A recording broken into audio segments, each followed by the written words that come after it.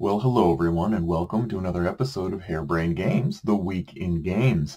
It is almost Thanksgiving. We're only less than 2 weeks away. This year I have much to be grateful for, despite the fact this year was filled with quite a few jarring pain points. But I do thank God for giving me patience I had not previously possessed. And I'm very grateful to all of you who join in and stop on and enjoy a taste of Harebrained Games. So thank you all. This week we have some reviews coming up. I just finished a review that I posted earlier of Unicornus Knights, interesting one, for those of you who like a little bit of an unusual twist on the average board gaming fare. And I've already finished and started working on my annual Christmas Holiday Buyer's Guide. It's a guide for people who want to know what to get their friends, family, or themselves for Christmas. It's a buyer's guides special I do every year, except for the years I don't. And with that, let's get to the news.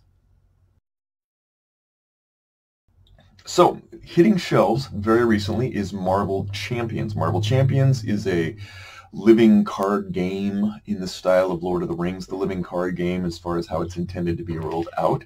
It's something I'm a huge fan of the Marvel Legendary series, which also had a long running span of time. This one has what appears to be a higher sort of action count feel, might complement well, we'll find out.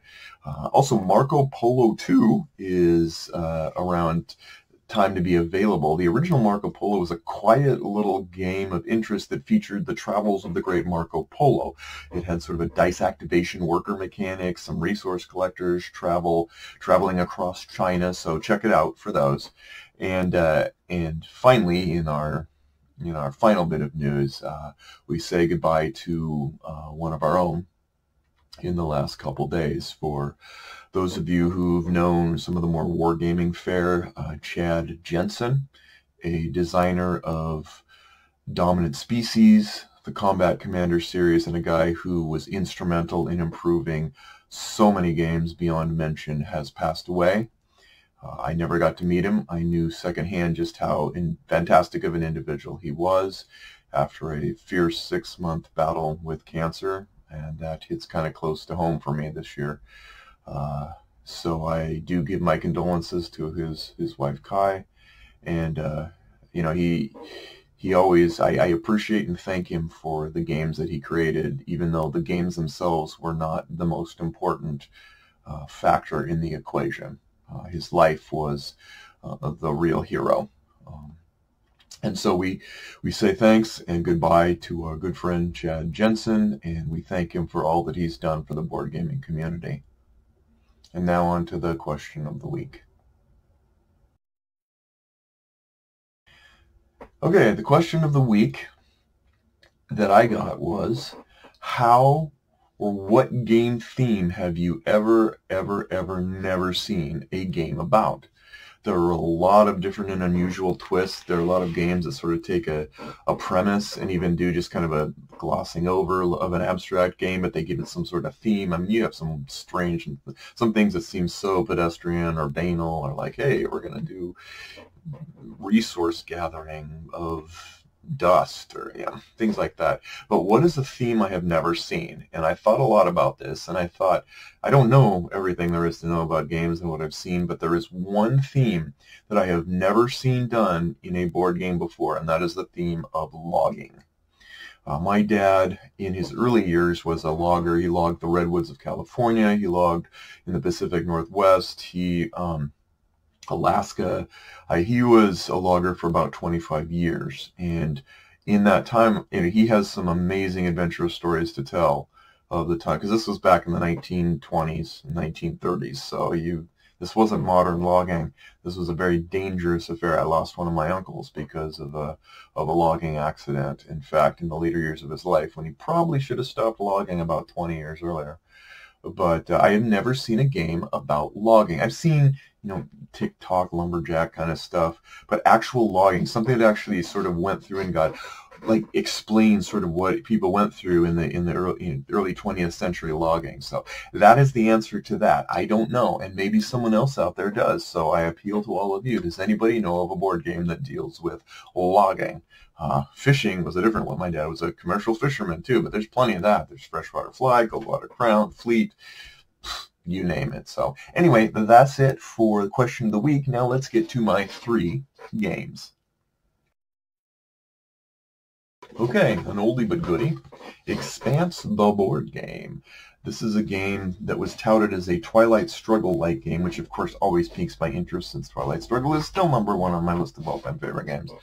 And so I brought that out, and I thought I'd give that a shot this week. It's still compelling. I still think it works best with 4, and I think it works well. I even have the expansion, so Expansion. Anyway, Marvel Champions, as I talked about in news, is out. I will be giving this a review as well because I just can't help myself. And finally, a Kickstarter game, Football Highlights 2052. Hot on the heels, years later, of Baseball Highlights 2045.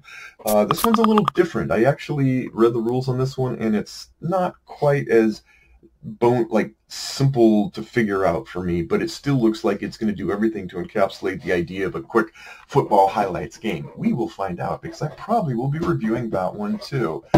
Lord willing and the river don't rise. And with that, let's get to Alphabet Soup. Okay, welcome to the wonderful world of F.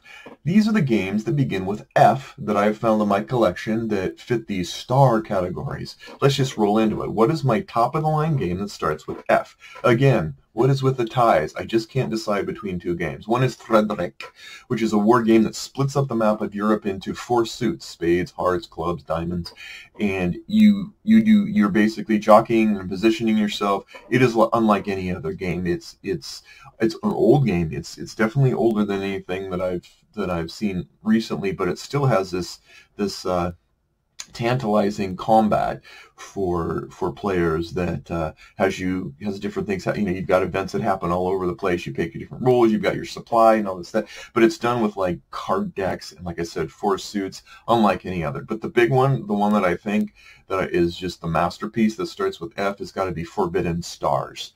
This is a game that sadly has no continuing expansions, though it deserves it. It is chock full of strategic goodness. It is it is not quite Twilight Imperium 4, and it's not quite as simple as anything else. It fits right in the middle, and while I don't bring it up to the table as much as I used to, I can't help but just appreciate the incredible game that it is. Top of the line. Bottom of the barrel has to be Figaro. Figaro is a game that I think was a complete cash grab. It is the most nondescript, boring, silly, let's not even bother hiding the math because it doesn't matter kind of game. It's the relatives when you have the family reunion and there's like a few of them you don't recognize and don't care because they're there but they're not really relevant. How rude is that? Anyway, Figaro, avoid it. Came out of nowhere as a game by Friedman Freeze called Familia. Familia is a card game that has you beefing up, after you're growing your mob family with these card sets. And it's a little odd and it takes a little bit of getting used to because you have to put cards together and then pull cards back in your hand to beef up a more powerful card and stuff. And you're going through this deck. And it's you're putting cards underneath and you're slowly growing the thing, but it's for the small amount of compact space that it is a mind thinker, and I like the humor of the theme too. Riches to Rags is a game that I thought, these are games, and there's 2. It's a tie again, tie at the top, tie at the bottom.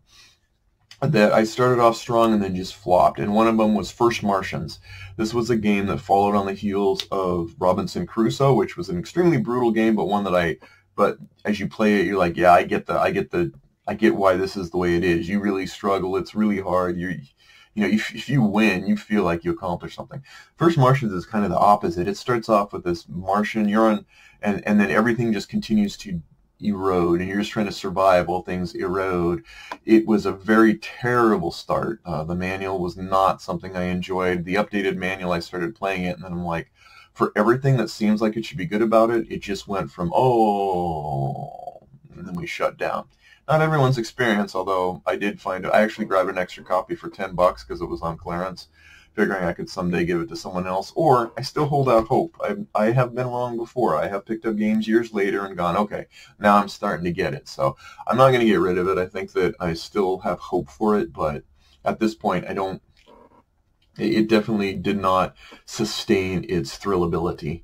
And the other one was Flip Ships, which was another flicking game, and I thought that was the most clever game. We played 2 or 3 games of it, and then the next 2 or 3 were like, it's very dependent on how good people are. It tries to mitigate the fact that some people just suck at flicking, but it didn't do it nearly as well. And then SEAL Team Flicks came along, and it was like, bye. Meaty Mighty Manwich game. There is no tie here. There is a game that is a meaty, mighty game that has no equal as far as the amount of time, effort, energy, and thought power required to learn it. Fields of Fire, both version 1 and version 2, is the most intricate simulation of squad-level combat that you will find. It's been described as terribly difficult to learn. I would say it's not terribly difficult. I would say that it's very intricate, and you have to understand what the game is set up to try to do.